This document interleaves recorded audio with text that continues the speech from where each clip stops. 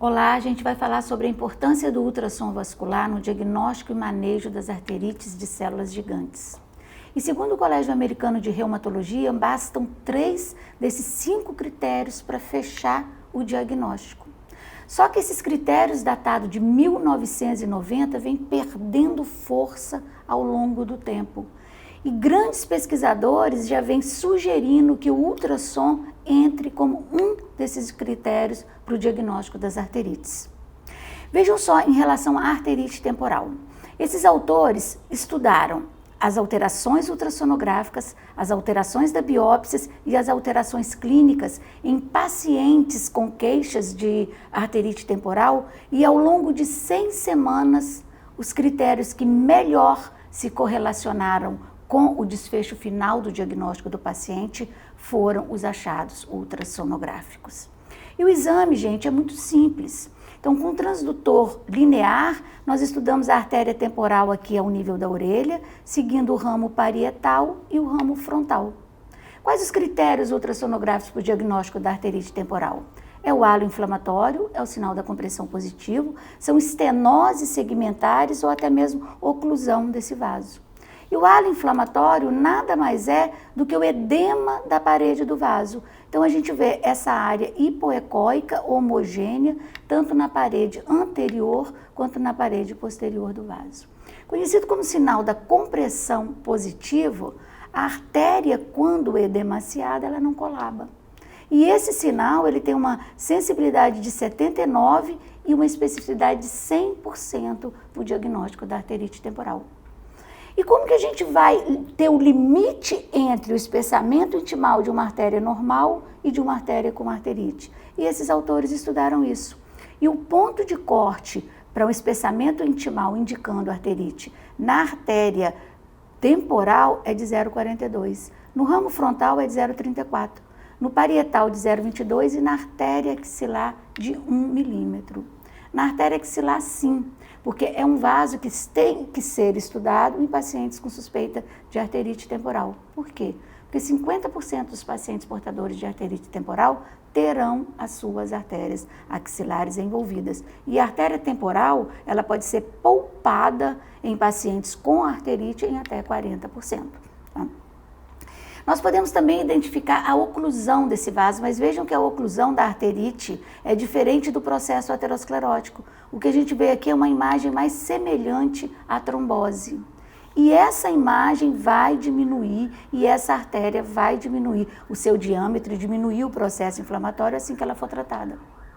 Então, a gente tem que ter a noção de que o tratamento vai melhorar e que o ultrassom vascular, ele é muito bom, mas se ele for feito precocemente.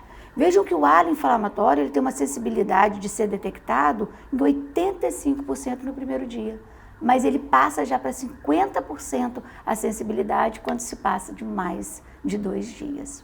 E foi na Alemanha que foi introduzido as conhecidas como Fast Track Clinics. O que é isso? É mais ou menos o que a gente conhece aqui de Day Clinic no Brasil.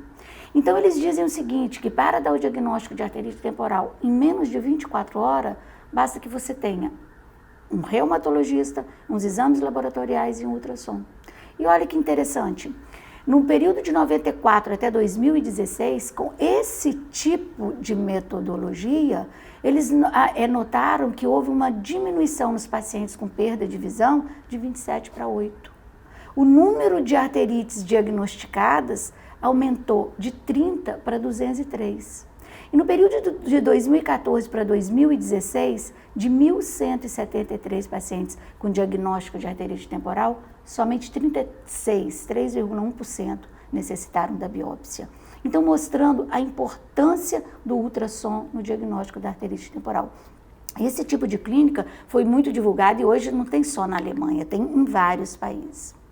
Em relação à arterite de Takayasu, o raciocínio é o mesmo. Existe uma inflamação no complexo médio intimal da artéria.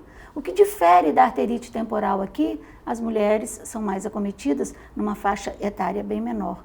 E os vasos acometidos são diferentes. Aqui nós temos a subclave esquerda, a carótida comum, a aorta e a artéria renal. Nunca foi descrito o acometimento da artéria temporal em arterite de Takayasu.